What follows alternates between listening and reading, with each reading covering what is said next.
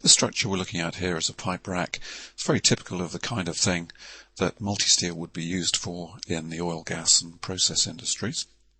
What we're going to look at is how we convert this 3D model in AutoCAD, generated with MultiSteel, into PDMS, how we can translate or transfer this model straight across to PDMS.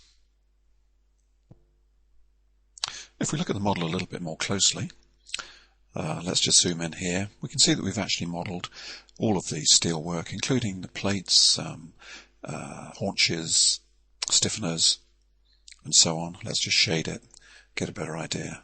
See a bit more clearly now. We've also modelled this inspection platform with its cage ladder, hand railing, and so on.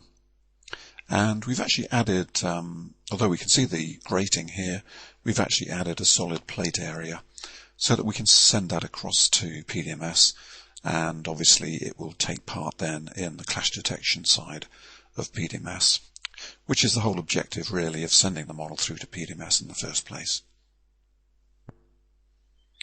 It's important before you send a model into PDMS that all of the steel actually has a unique name, or an item number as we call it in MultiSteel. If I query a piece of steel in the drawing, let's take this column here, we can see that it's got a unique name. These are allocated either automatically in MultiSteel, or they can be manually assigned to different groups of steel in the structure, but obviously the fastest way is to do it automatically and let MultiSteel do it for you. So it has a unique name. That unique name will be carried across into PDMS, because when we do the clash detection in PDMS and we find a clash, it will report the name of the member that is causing the problem, and we need to be able to trace that back into MultiSteel. So it's all part of the fully intelligent link that we have with PDMS, and the ability to track members, particularly in very large structures.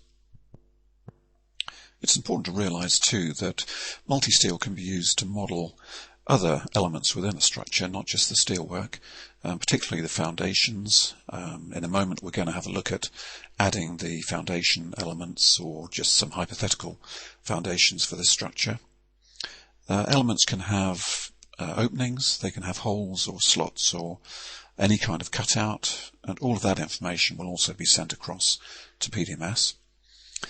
That's important because obviously it's critical to clash detection that holes are in the right place and any other slots for surfaces are located correctly, because they may form a clash if they're in the wrong place and don't match the piping model. I've got PDMS running in the background on this machine, and I'm just going to flick across to it. This is PDMS, and at the moment all we have is a site. So under the world level of the PDMS database, all we have is a site so far. And what we'll see in the next video is how we can import the model very easily into PDMS and get a precise and exact fully intelligent model just by a single command effectively in PDMS.